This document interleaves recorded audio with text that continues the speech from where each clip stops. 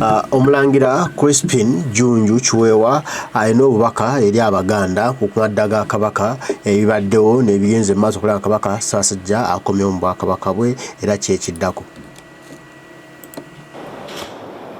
Njogera olwaleero ku lw'Abaganda bange wamu ne famire ya Ssaabasajja Kabaka Ronald Muwenda Mutebi II obwaffe obubaka bwakwebaza. Okusookera ddala twagala okwebaza Katonda omuyinza w'ebintu byonna olw'okugolola omukono gwe oguwonya ku Ssaabasajja n'amusobozesa okusuuka ekimala okudda mu Buganda olwaleero.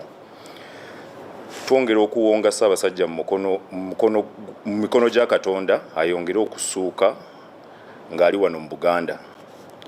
Tukimanyi nti abantu ba Buganda, Uganda n'ensi yonna babadde basabira Ssaabasajja era bamwagaliza obulamu obulungi. Tusiima nnyo essaala zino era nga bwe mulaba Katonda essaala yaziwulidde era azaanukudde. Twebaza ttiimu y'abasawo n'abakozi ababadde bajjanjaba n'okulabirira Ssaabasajja emyezi egiyise mu Germany, Switzerland ne Namibia. Tusaba Katonda abawe empeera era tubeebaza okuviira ddala ku ntobo y'emitima gyaffe. Eri gavumenti n'abantu b'e Namibia abakyaziza Ssaabasajja ebbanga ery'emyezi 3 egiyise, tubeebaza nnyo nnyini obugenyi n'obukuumi obumuweereddwa. Namibia nsi nnungi nnyo, ewummuza era erimu emikisa. Eno y'ensonga lwaki Ssaabasajja yasiima gy'aba agenda okufuna obujjanjabi n'okuwummulako. Kyannaku nnyo nti abantu abatono abeenoonyeza ebyabwe baasaasaanya eŋŋambo wamu n'okukola ebintu ebivvoola n'ebivumaganya ensi ya Namibia. Abantu bano bamenya ennono yaffe ey'obuntu bulamu. Ffe ng'ab'omu nju twetondera gavumenti ya Namibia ku lw'effujjo abantu bano abatono lye baakola mu bugenderevu. Twebaza nnyo gavumenti ya Uganda naddala Minisitule y'ensonga z'ebweru olw'ebyo byekoze ng'ekolagana wamu ne gavumenti ya Namibia mu kiseera Ssaabasajja kyabadde mu Namibia. Twebaza Katikkiro, baminisita, abaami n'abaweereza ba gavumenti ya Ssaabasajja Kabaka olw'okutambuza emirimu gy'Obwakabaka nga Ssaabasajja taliiwo. Mu ngeri ey'enjawulo twebaza abaweereza ababadde ne Ssaabasajja ebbanga lyonna ly'abadde ebweru w'eggwanga. Emirimu gyammwe tugisiimidde ddala. Ssaabasajja akomyewo mu Buganda naye akyali mu mikono gy'abasawo era akyetaaga obujjanjabi n'okuwummula okutuusa lw'anassuukira ddala. Ffe abafamire tujja kweyongera okuyambako n'okumukwatirako. Tusaba abantu ba Buganda babeere bagumiikiriza era bongere okussa mu Ssaabasajja ekitiibwa n'okumulekera eddembe lye ery'omuntu mu kiseera kino. Mwebale nnyo, mwebalire ddala.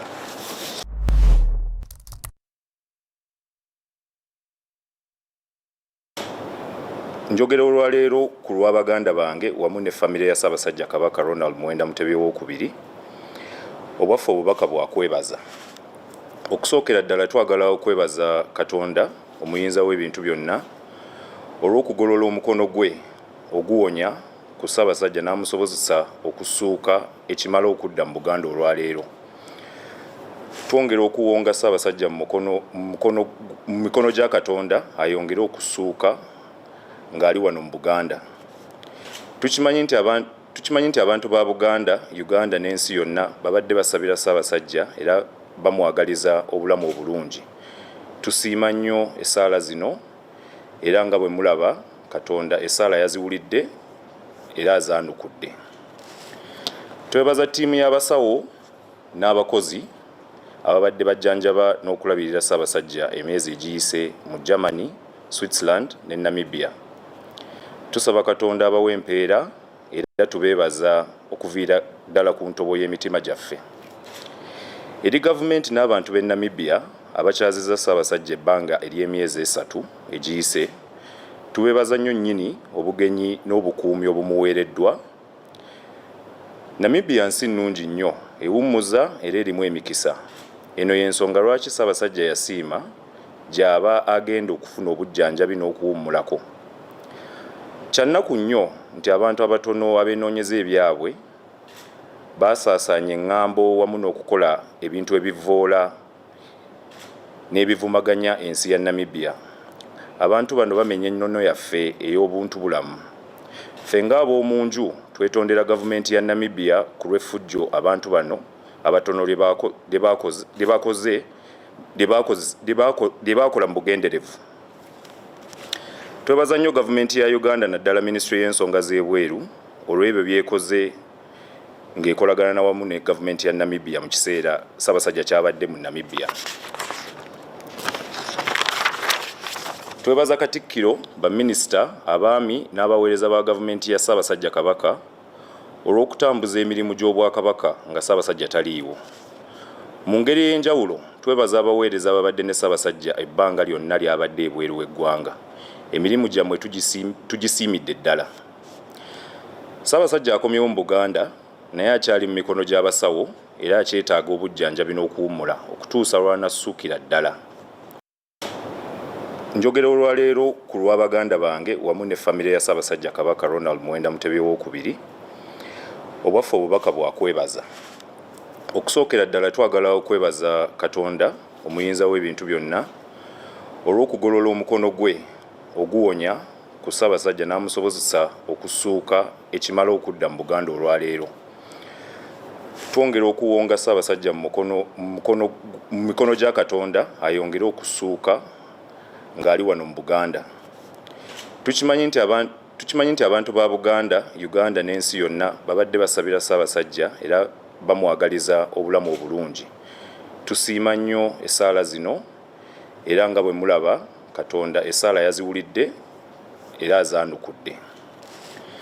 Twebaza ttiimu y'abasawo n'abakozi ababadde bajjanjaba n'okulabirira Ssaabasajja emyezi egiyise mu Germany, Switzerland ne Namibia. Tusaba Katonda abawe empeera era tubeebaza okuviira ddala ku ntobo y'emitima gyaffe. Eri gavumenti n'abantu b'e Namibia abakyaziza Ssaabasajja ebbanga ery'emyezi 3 egiyise, tubeebaza nnyo nnyini obugenyi n'obukuumi obumuweereddwa. Namibia nsi nnungi nnyo, ewummuza era erimu emikisa. Eno y'ensonga lwaki Ssaabasajja yasiima gy'aba agenda okufuna obujjanjabi n'okuwummulako. Kyannaku nnyo nti abantu abatono abeenoonyeza ebyabwe basaasaanya eŋŋambo wamu n'okukola ebintu ebivvoola n'ebivumaganya ensi ya Namibia. Abantu bano bamenya ennono yaffe ey'obuntu bulamu. Ffe ng'ab'omunju twetondera gavumenti ya Namibia ku lw'effujjo abantu bano abatono lye baakola mu bugenderevu.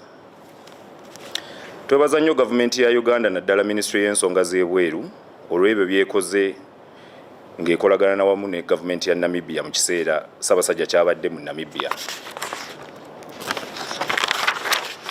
Twebaza Katikkiro, baminisita, abaami n'abaweereza ba gavumenti ya Ssaabasajja Kabaka olw'okutambuza emirimu gy'Obwakabaka nga Ssaabasajja taliiwo. Mu ngeri ey'enjawulo twebaza abaweereza ababadde ne Ssaabasajja ebbanga lyonna ly'abadde ebweru w'eggwanga. Emirimu gyammwe tugisiimidde ddala. Ssaabasajja akomyewo mu Buganda naye akyali mu mikono gy'abasawo era akyetaaga obujjanjabi n'okuwummula okutuusa lw'anassukira ddala. Ffe abafamire tujja kweyongera okuyambako n'okumukwatirako. Tusaba abantu ba Buganda babeere bagumiikiriza era bongere okussa mu Ssaabasajja ekitiibwa n'okumulekera eddembe lye ery'omuntu mu kiseera kino. Omulangira Crispin Junju Kiweewa tweyanzega obubaka bwaffe obulungi bwe butyo.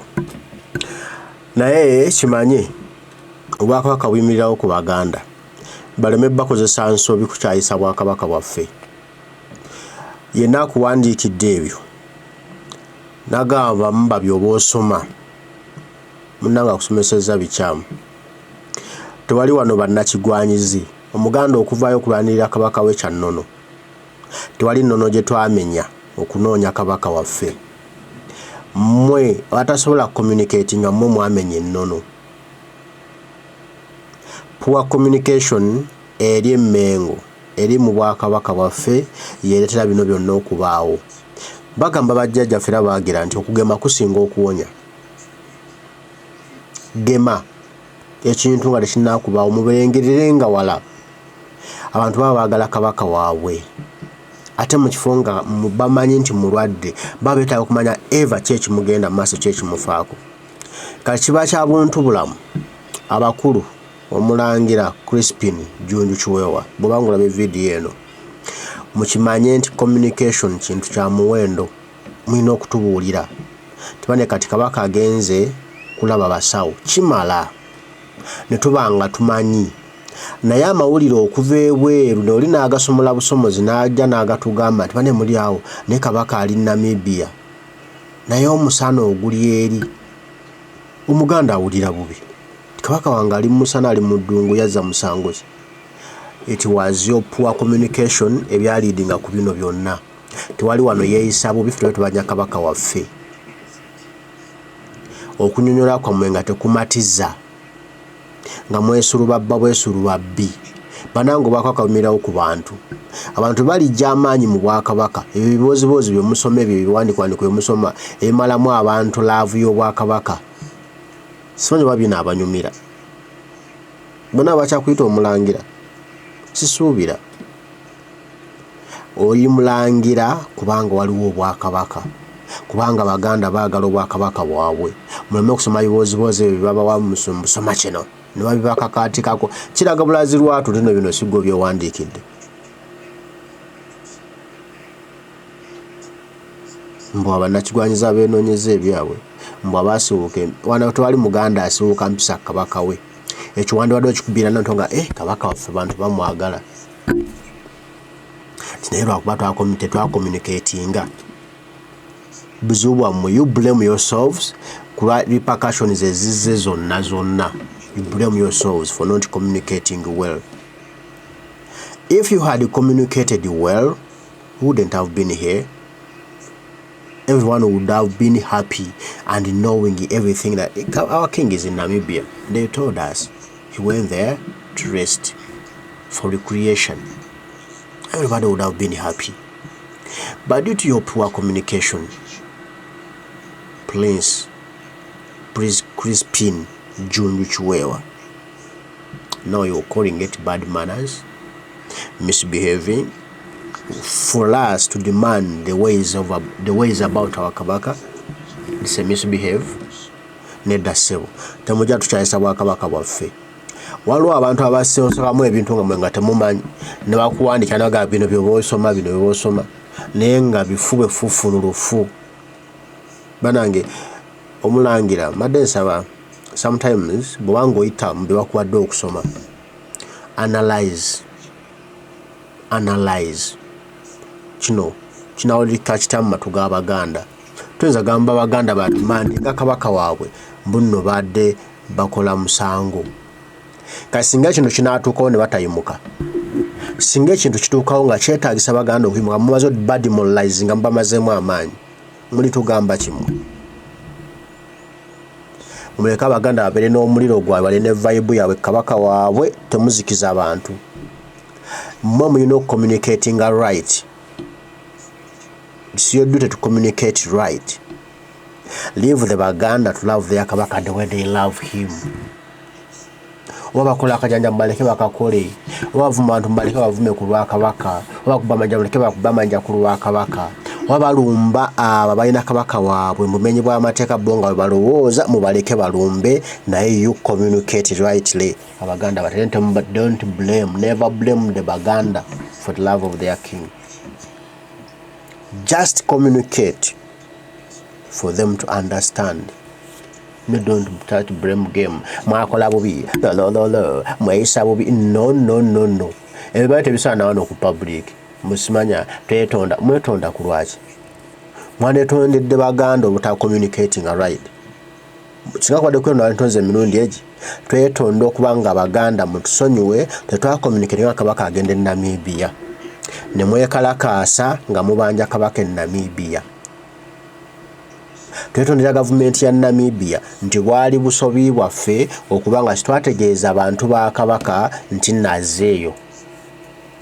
naye tubasuza tesigenda kuddamu kubaawo tujja olulala bategezanga abaganda nti azzeeyo emitima gibatebenkere nosi kutandika ebyo bibulemu gemu byammwe ntwetonda baayisa bubi bannaye walina okubawo ejjo erirwanirira kabaka temumalamu bantu maanyi era omulangira nkusaba ddamu weebuulirire nebyo ne bampadde okusoma tebantomeza bakutomeza oli mu tageti zaavuma waye najja kusabula ajja kuyisamu eggalo n'ompulirira omulangira weetereeze naawe muganda waffe weetereeze analyze nga kwadde ebyokusoma analyze kati oli mukulembeze analyze oli ku lusegere lwa kabaka waffe analyze ebintu ebimu ogambe kino kabaka kijja tuyiwayo taata kino kijja tuyiwayo analyze temumala gasoma ebintu ebyo bayitedde mbu soma ekyo nobakikokaatikako olina ddala alina afunye emikono n'odda mu kuwanda twebaza Katikkiro Mayiga yes webale kumwebaza there is no case with that naye analyze bebabawo okusoma mbaagala nnyo mwenna lunda abakuume tujja kuba tuddamu banywanyi mweraba